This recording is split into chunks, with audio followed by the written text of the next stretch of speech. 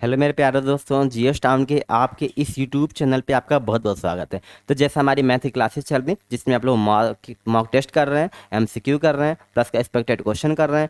तो अगर आप इसे नहीं लगा रहे हो तो आप इसे ज़रूर लगाइए, क्योंकि आपका बहुत ज़्यादा बेनिफिट होने वाला है। क्योंकि हम लोग जो ये क्वेश्चन करवा रहे हैं ना, इसके अंदर आपके प्रीवियस ईयर में कहीं ना कहीं आए हुए क्वेश्चंस भी हैं और जो आपके लिए बहुत ज़्यादा बेनिफिट होने वाले हैं। ठीक है, तो आप इस मॉक टेस्ट को आप जरूर लगाते रहिए। ठीक है, क्योंकि आपके लिए बहुत ज़्यादा बेनिफिट होने वाला है। ठीक है, तो चलिए आज हम अपने क्वेश्चन की सीरीज को बढ़ाते हैं अपने फर्स्ट क्वेश्चन की तरफ से। ठीक है, तो हमारा फर्स्ट क्वेश्चन क्या कह रहा है? फर्स्ट क्वेश्चन कह रहा है कि 30 वस्तुओं का विक्रय मूल्य 35 वस्तुओं के क्रय मूल्य के बराबर है, तो ऐसी स्थिति में लाभ का प्रतिशत क्या होने वाला है? ठीक है, इसे क्वेश्चन आपके ऑप्शन दिए हुए 50/3% दिया हुआ, 100/7% दिया हुआ है, 25% दिया है और 100/3% आपको दिया हुआ है। इस क्वेश्चन को आप इसे सॉल्व करने की कोशिश कीजिए।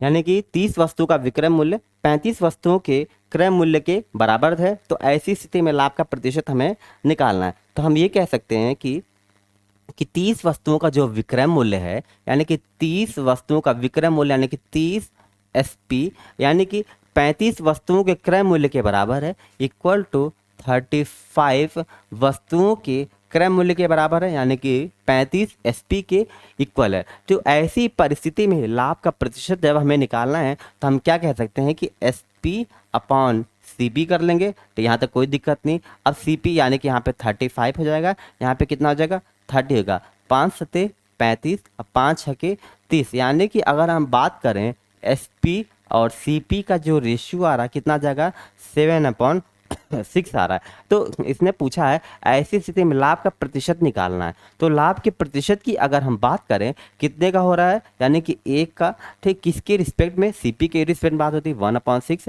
इंटू क्या कर लोगे आप 100 कर लोगे। ठीक, यानी कि 100 अपॉन क्या हो जाएगा हमारे पास का 6 हो जाएगा, 100/6। ठीक है, तो 100/6 यहाँ पे कर लीजिए। यहाँ पे 100/7 लिखा है तो 100/6 कर लीजिए यहाँ पे। ठीक है, ऑप्शन नंबर बी ही हम इसको करेक्ट मान लेंगे। ठीक है, चलिए हम अपने नेक्स्ट क्वेश्चन की तरफ आगे बढ़ते हैं। ठीक है, नेक्स्ट क्वेश्चन हमारा क्या कह रहा है?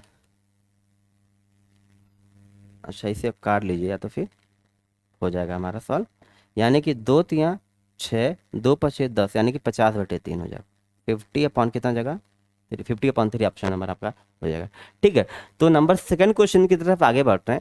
सेकंड क्वेश्चन हमारा क्या कह रहा है?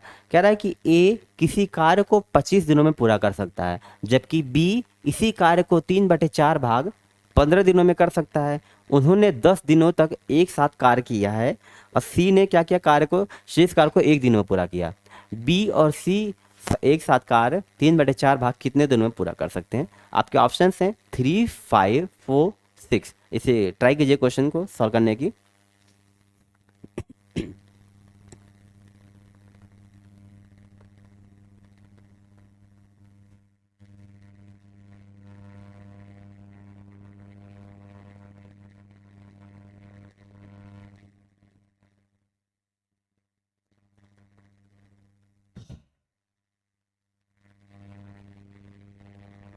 चलिए स्टार्ट करते हैं। हमने कहा ए किसी कार्य को 25 दिनों में कर सकता है, तो हमने कहा ए जो है कार्य को कितने दिन में कर रहा है? 25 दिनों में कर रहा है। ठीक है, फिर हमने कहा बी इस कार्य को 3/4 भाग 15 दिन में कर रहा है। 3/4 भाग 15 दिन में कर रहा है, तो यानी कि 20 करेगा। यानी कि जो बी है वो कितना करेगा हमारे पास? बी ये करेगा। ठीक, यहाँ तक तो कोई दिक्कत ही नहीं। फिर अगर हम इनकी बात कर रहे हैं, इनके वर्क की बात कर रहे हैं, यानी कि अगर हमने एलसीएम लिया तो कितना हम ले सकते हैं? 100 ले सकते हैं, तो हमने ले लिया। अगर हमने इफिशियंसी की बात करें तो 25 चौका कितना हो जाएगा 100, अब 20 बचे कितना हो जाएगा 100। यानी कि अगर ए की एफिशिएंसी की बात करें हमारे पास आ चुका है 4 एंड बी की एफिशिएंसी हमारे पास कितनी आ चुकी है? हमारे पास 5 आ चुकी है। ठीक, फिर उसने क्या कहा? उन्होंने कहा कि उन्होंने 10 दिनों तक एक साथ कार्य किया। अब देखिए ए और बी ने 10 दिनों तक एक साथ कार्य किया, तो एफिशिएंसी कितनी की एफिशिएंसी करेंगे? 4 और 5 कितना हो जाएगा 9, यानी कि 10 9 90, यानी कि उन्होंने क्या किया, टोटल यानी कि 90 हो गया, यानी कि 100 में से 90 काम तो हो चुका है, यानी कि बचा हुआ कितना काम है, 10।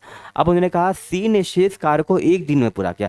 शेष काम कितना बचा है हमारे पास, 10। 10 ही तो शेष काम बचा हुआ है, और वो भी उसने कितने कार्य एक दिन में पूरा कर दिया, यानी कि 10 ही अभी बचा भी है, 10 हमारा काम बचा है। फिर कह रहा है कि बी और सी एक साथ, बी कौन है, ये बी है, और सी एक साथ में, यानी कि बी की अगर बात करें, बी और सी एक साथ में, बी हमारा कितना 5 कर रहा था, ठीक है। सी की अगर बात करें कितना है, 10 है, तो कितना आ जाएगा, 15 आ जाएगा। यानी कि 15 के एफिशिएंसी से उसने कहा इस कार्य को 3/4 भाग दिनों में पूरा कर सकते हैं। तो 3/4 भाग की अगर बात करें तो कितना हो जाएगा, ये हो जाएगा हमारा 75 हो जाएगा, ठीक। कितना हो जाएगा, 75 बटे कितना हो जाएगा, 15 एफिशिएंसी से, 15 पचे कितना हो जाएगा, 75, यानी कि 5 जो हमारा हो जाएगा ये इन्होंने पूरा कर सकते हैं, यानी कि 5 हो गया, ठीक है। अगर आप 75 समझ में नहीं आया तो आप इसे कर सकते हो, 3/4 भाग कर रहा था, टोटल कितना था, 100 था, इसको आप करोगे तो हमारे पास कितना आ जाएगा, 75 हो जाएगा, ठीक है। चलिए हम आगे की तरफ बढ़ते हैं नंबर थर्ड क्वेश्चन की तरफ। थर्ड क्वेश्चन हमारा क्या कह रहा है, कह रहा है कि एक व्यक्ति को उसकी खरीदारी के बिल पर 40% और फिर 25% की छूट मिलती है, ठीक है। उसे एकल छूट के समतुल्य कितनी छूट मिलेगी, ठीक है। आपके ऑप्शन है 65% है, 55% है, 35% है और 45% है। इसे सॉल्व करने की कोशिश कीजिए।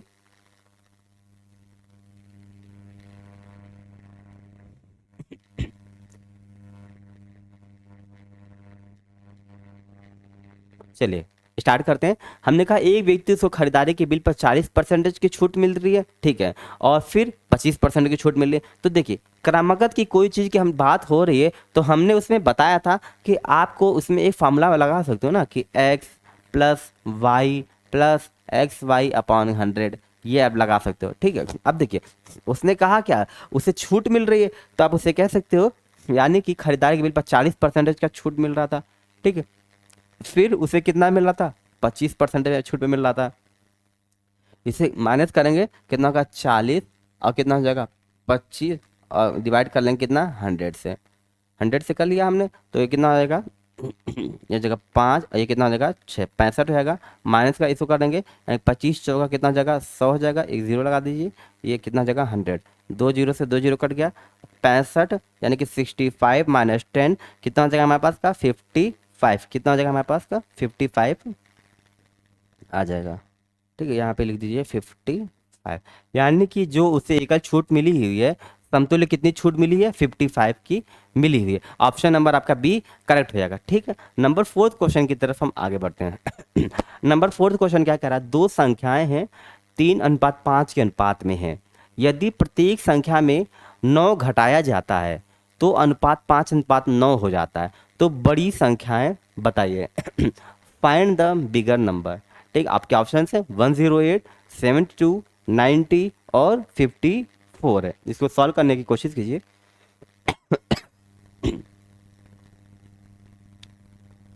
ठीक है, यानी कि चलिए स्टार्ट करा जाए। दो संख्याएं हैं 3:5 के अनुपात में है, ठीक है। यदि प्रत्येक संख्या में 9 घटाया जाता, हमने कहा हमने इसमें 9 घटा दिया, फिर उसने कहा था प्रत्येक संख्या में, तो हमने इसमें से भी 9 घटा दिया। फिर जो अनुपात हो रहा है वो कितना हो रहा है, 5:9 हो जा रहा है, 5 रेशियो कितना हो गया, 9 हो गया, ठीक। अब 9 हो गया तो बढ़ी हुई संख्या निकालना। अब इसे लड़ाई कॉन्सेप्ट लगा लीजिए, 9 त्रिक 27, 5 पचे 25, यानी कि 9 त्रिक 27 और 5 पचे 25 हो गया। कितना बचा हमारे पास के, बचा कितना, 2 बचा, ठीक। अब 2 बच गया ना, यहाँ पे लिख दीजिए 2, 2 इक्वल टू करिए। अब क्या करिए, इसको इससे मल्टीप्लाई करिए, इसको इससे मल्टीप्लाई करिए, 9 9 81, फिर 9 पचे 45, ठीक। कितना आ जाएगा, 2 बराबर कितना हो जाएगा, 11 में 5 गया 6, फिर 7 में 4 गया 3, यहाँ तक कोई दिक्कत ही नहीं। यानी कि 1 बराबर कितना आ जाएगा, 18 आ जाएगा। 1 बराबर कितना हो गया, 18 हो गया। फिर उसने क्या पूछा हुआ, तो बढ़ी हुई संख्याएं ज्ञात कीजिए। अब 1 बराबर हमारे पास 18 आ चुका है, तो बढ़ी हुई संख्याएं कितनी है, 3/5 में थी, बढ़ी हुई संख्या कितनी, 5 है। 18 पचे 90, कितना हो जाएगा 90। वहीं अगर हम बड़ी संख्या ना ज्ञात करके 18 18 दिया 51, लेकिन उसने बढ़ी हुई संख्याएं पूछी हुई, तो कितना हो जाएगा हमारे पास का 90 हो जाएगा। कितना, ऑप्शन नंबर हमारा सी करेक्ट हो जाएगा। नंबर फिफ्थ क्वेश्चन की तरफ आगे बढ़ते हैं। फिफ्थ क्वेश्चन हमारा क्या कह रहा है कि कमलेश ने एक मोटरसाइकिल 50,000 में खरीदी।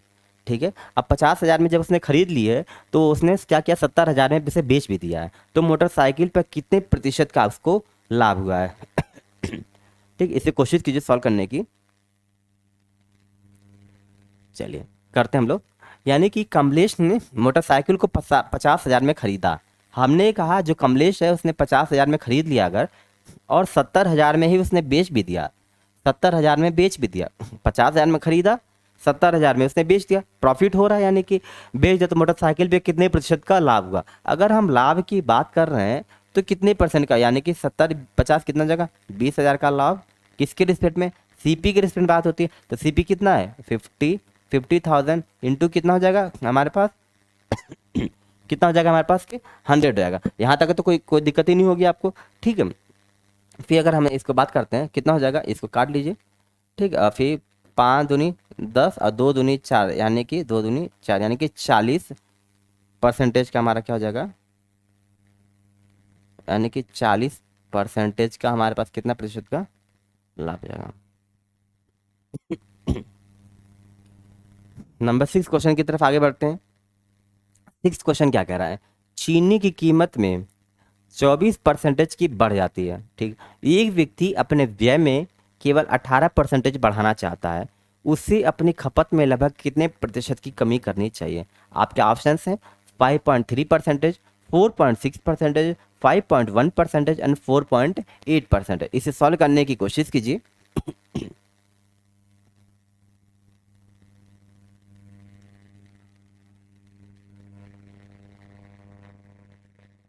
चलिए करते हैं। अब हमने कहा चीनी की कीमत में जो प्राइस है, जो हमारा प्राइस है 24% बढ़ जा रही है। हमने कहा अगर वो 100% थी, वो बढ़ करके कितनी होगी, 24% होगी, कितनी हो गई 124 हो गए। ठीक है, यानी कि 100% थी, बढ़ करके 124 हो गई। फिर हमने कहा एक व्यक्ति अपने व्यय में केवल 18% बढ़ाना चाहता है, उसे अपने खपत में लगभग कितने प्रतिशत की कमी करनी होगी? हम ये जानते हैं कि जो प्राइस होता है, प्राइस को यानी कि मूल्य को ही तो खपत के साथ में हम क्या करते हैं, मल्टीप्लाई करते हैं। तो खपत तो दिया नहीं, तो हमने कहा ये एक्स से वाई हो रहा है खपत।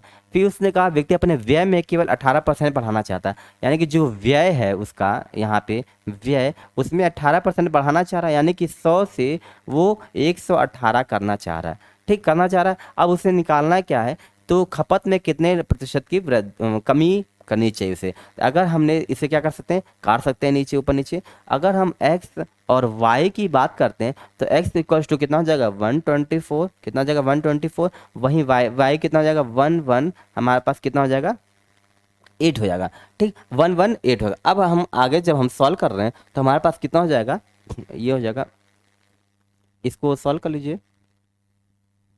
कितना हो जाएगा 18 है, 6 हो जाएगा। अब बटे कितना हो जाएगा 124 हो जाएगा, और कितना हो जाएगा मल्टीप्लाई कितना कर लेंगे 100।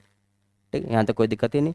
फिर हम जैसे करेंगे, इसे कर लिए 4 तियाँ 12, 4 एकम 4, 4 दूनी 8, 4 पचे 20, यानी कि 6 गुणे 25 बटे कितना हो जाएगा 31। जब हम इसे सॉल्व करेंगे तो 6 पचे 30 के 0 कैरी 3, 6 दूनी 12, 3 15, यानी कि 150 बटे कितना हो जाएगा 31, और 31 हो जाएगा। तो 31 चौके और ये प्लस 0.8, यानी कि 4.8% की तो पूरी टोटल कमी हो जाएगी। यानी कि ऑप्शन नंबर डी ही हमारा क्या हो जाएगा, करेक्ट हो जाएगा। ठीक है, नंबर हम 7th क्वेश्चन की तरफ आगे बढ़ते हैं। 7th क्वेश्चन हमारा क्या कह रहा है, कह रहा है कि 4 धावक हैं। कितने धावक हैं, 4 धावक हैं, किसी वृत्ताकार पथ पर किसी बिंदु से दौड़ना आरंभ कर रहे हैं। एक चक्कर पूरा करने में वे क्रमशः 100 सेकेंड, 150 सेकेंड, 250 सेकेंड और 300 सेकेंड लेते हैं। तो कितने समय के बाद आरंभिक बिंदु पर वे पहली बार मिलेंगे? यानी कि अगर हमने कहा एक वृत्ताकार पथ था, तो वृत्ताकार पथ एक बिंदु से, मान लीजिए एक बिंदु है ये, इस बिंदु से वो दौड़ना शुरू कर रहे हैं, तो एक चक्कर पूरा करने में क्रमशः 100 सेकेंड, फिर 150 सेकेंड, फिर उन्होंने क्या किया 250 सेकेंड, 250 सेकेंड, फिर और 300 सेकेंड लिया। कितना लिया 300 सेकंड इन्होंने ले लिया। तो कितने समय में आरंभिक बिंदु पर वे पहली बार मिले, यानी कि कहने का मतलब है, यानी कि इसमें हमें क्या निकालना है, एलसीएम सॉल्व करना पड़ेगा। और एलसीएम की बात करेंगे 100, 15, 25 और 15, 300, तो कितना हो जाएगा हमारे पास का 1500 डायरेक्ट। ये तो बहुत इजी क्वेश्चन है, आपका डायरेक्टली हो जाएगा, यानी कि 1500 सेकंड में ही ये हो जाएगा। नंबर 8 क्वेश्चन की तरफ आगे बढ़ना है।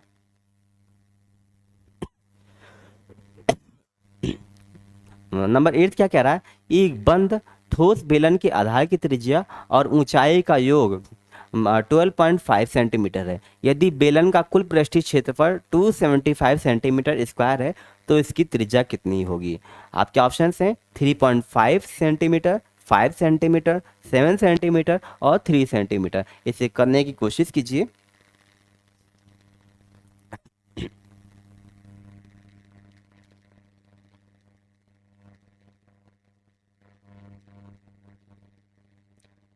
ठीक है, हमने कहा एक ठोस बेलन के आधार की त्रिज्या ऊंचाई का योग देखा, the sum of the radius of the base and the height of a closed solid cylinder is 12.5 centimetre if the total surface area of the cylinder is ना, यानी कि अगर टोटल सरफेस एरिया दे रखा हो, टोटल सरफेस एरिया होता क्या, total surface area 2 pi r bracket में कितना होता है एच प्लस का कितना हो जाता है आर, 2 पाई आर ब्रैकेट में कितना होता है एच प्लस आर। अब उसने कि टोटल सरफेस एरिया कितना दिया 275 सेंटीमीटर स्क्वायर दे रखा हुआ है, 275 कर लीजिए, 275, ठीक, इक्वल टू कितना हो जाएगा 2 पाई की वैल्यू 22/7।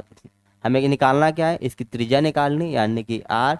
और उसने क्या करा, बेलन के आधार की त्रिज्या और ऊंचाई का योग यानी कि 12.5 ये दे रखा हुआ है, 12.5 आपका ये दे रखा। जब इसे हम सॉल्व कर लेंगे तो हम इसे कर सकते हैं 275 मल्टीप्लाई 7 अपॉन हम कर लेंगे 2 × 22 × 12 पॉइंट का क्या हो जाएगा 5। हम यहाँ से क्या निकाल लेंगे, रेडियस निकाल लेंगे। रेडियस निकालने के लिए हमने अगर मान लीजिए डेसिमल से ये हटा दिया, ठीक है, 7 एकम 7, 7 एकम 7, ठीक है। और ये जगह ये तो नहीं कटेगा भी, ठीक है, ये इसको ऐसे रहने दीजिए।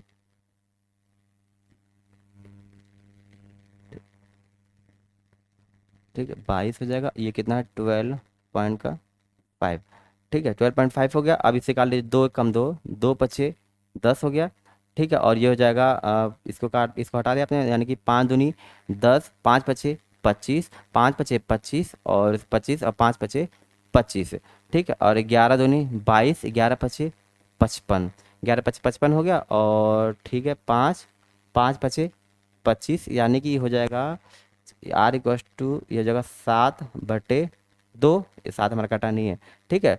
2 × 3 = 6, 6 हो जाएगा और 2 × 5 = 10, यानी कि 3.5 सेंटीमीटर हमारा option number A he correct हो जाएगा, ठीक है। आइए नेक्स्ट क्वेश्चन की तरफ आगे बढ़ते हैं। नेक्स्ट क्वेश्चन 9th है। 9th क्वेश्चन क्या कह रहा है कि दो संख्याओं का योग 59 है। दो संख्याओं का योग कितना है 59 है और उनका गुणनफल 1150 है, तो उनके वर्गों का योग आपको निकालना है। इसको सॉल्व करने की कोशिश कीजिए।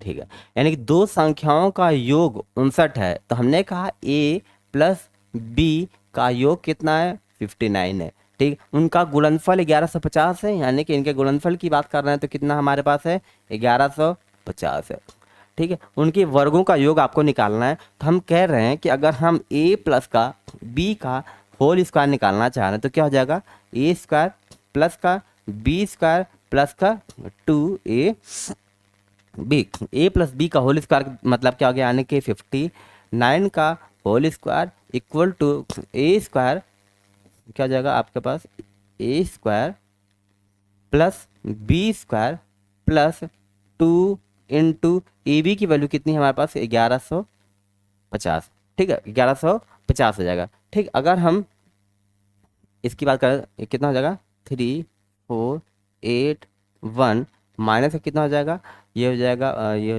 जाएगा 2300, ठीक है, इक्वल टू a² प्लस का कितना हो जाएगा b², ठीक है। अब जब हम इसको माइनस करेंगे यानी कि a² प्लस का बी स्क्वायर की जब बात करेंगे तो हमारे पास कितना हो जाएगा, एक कितना 8 एक एक, यानी कि 1181 हो जाएगा, यानी कि इनका योग कितना हो जाएगा, 1181, यानी कि ऑप्शन नंबर आपका डी ही करेक्ट हो जाएगा। ठीक है, चलिए आगे की तरफ बढ़ते हैं 10th क्वेश्चन की तरफ। 10th क्वेश्चन हमारा क्या कह रहा है, क्वेश्चन कह रहा है कि एक गोलार्ध का वक्र पृष्ठ, वक्र लिखा हुआ है, वक्र पृष्ठीय क्षेत्रफल 27.72 वर्ग सेंटीमीटर है और आयतन 19.404 घन सेंटीमीटर है, तो इसकी त्रिज्या निकालनी है। ठीक है, आपके ऑप्शन दिए हैं, इसे सॉल्व करने की कोशिश कीजिए।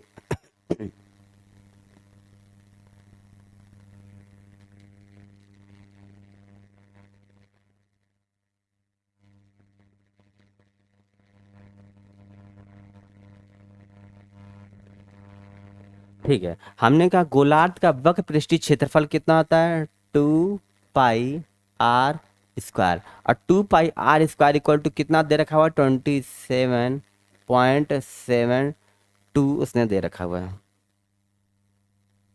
यानी कि 2 pi are square equal to 27.72 उसने दे रखा हुआ है। तो हम इसे त्रिज्या निकालनी है, 2 इंटू पाई की वैल्यू 22 बटे कितना हो जाएगा, 7 r square equal to 27.72, r square equal to कितना हो जाएगा हमारे पास में, 27.72 इंटू 7 अपॉन कितना हो जाएगा, 2 इंटू 22।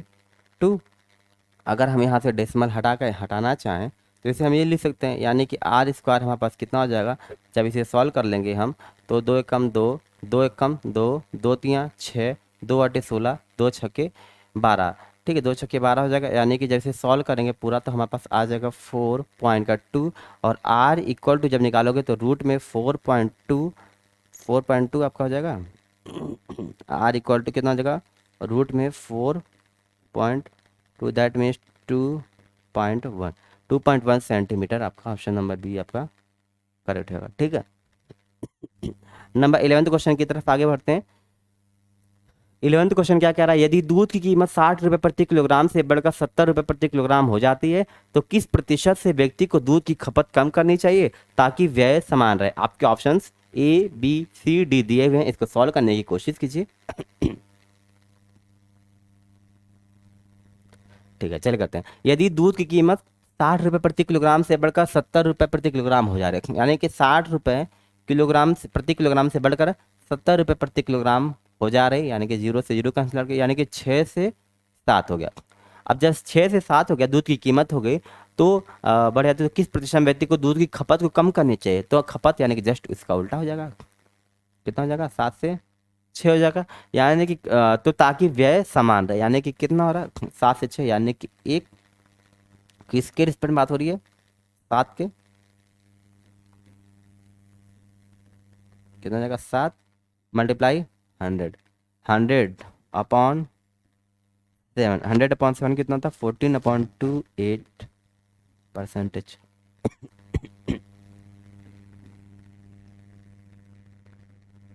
14.28। ठीक है, नंबर 12th क्वेश्चन की तरफ आगे बढ़ते हैं।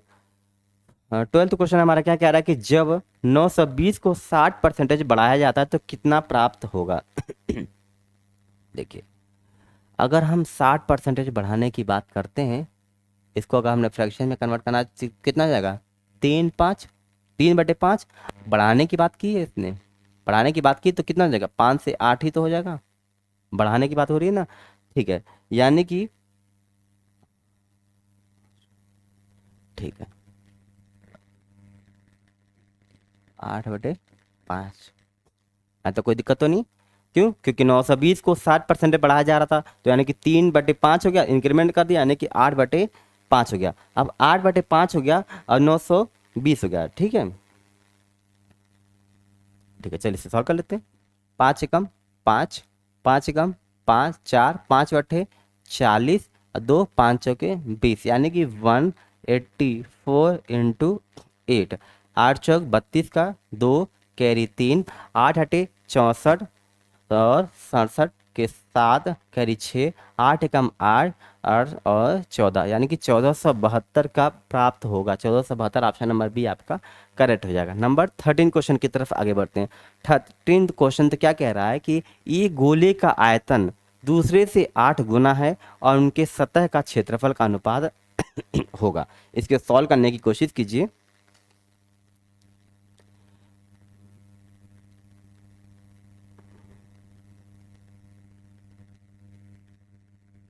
यानी गोले के अगर आयतन की बात करें तो होता कितना है, 4/3 पाई r³ वगैरह ऐसे फार्मूला जानते ही हैं। तो अगर V1/V2 की बात कर लेते हैं हम डायरेक्ट, बाकी तो सारे कट ही जाएंगे। तो 8 गुना यानी कि 8/1 हो जाएगा। ठीक, तो उनके क्षेत्रफल के बात की जाए तो कितना हो जाएगा, R1 का स्क्वायर/R2 का स्क्वायर कितना हो जाएगा हमारे पास के 4/1, 4/8 हो गया। ठीक, उनके क्षेत्रफल का अनुपात निकालना था।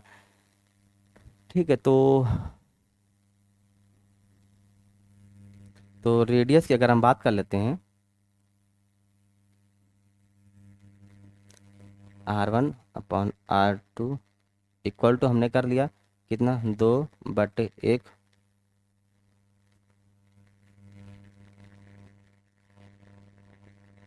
ठीक, 2/1 हमने कर लिया।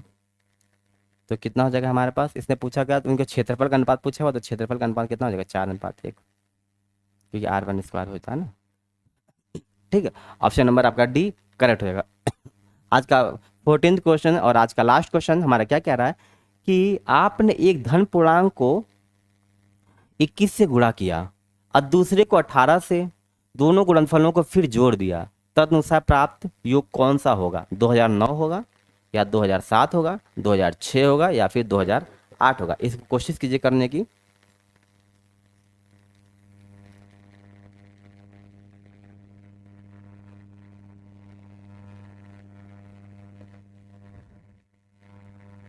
ठीक है, यानी कि पढ़िए क्या करा, आपने एक धन पूर्णांक को 21 से गुणा किया, दूसरे को 18 से, दोनों गुणनफलों को फिर जोड़ दिया, तदनुसार प्राप्त योग कौन सा होगा। तो हम ये कह सकते हैं आपने किसी भी संख्या से क्या किया, आपने किसी भी संख्या से मल्टीप्लाई किया, लेकिन 21 में अगर 3 का मल्टीप्लाई तथा 18 में भी मल्टीप्लाई आ रहा है 3 का, तब देखना है कि इसकी भाजकता होनी चाहिए। यानी कि भाजकता यानी कि पूरी 3 से ही जो कि डिविजिबल हो जाए, मतलब पूरी तरह से आ जाए। तो अगर 9 और 2 कितना हो गया, 11, 7 और 2 9, 6 और 2 8, 8 2 10, ये क्या 3 से तो हो ही नहीं सकता, ये भी नहीं हो सकता, और 9 और 2 11, ये भी नहीं हो सकता। यानी कि 2007 ही एक ऐसा है जो कि डिविजिबल, यानी कि तदनुसार प्राप्त योग कौन सा होगा, 2007 ही ऐसा योग होगा।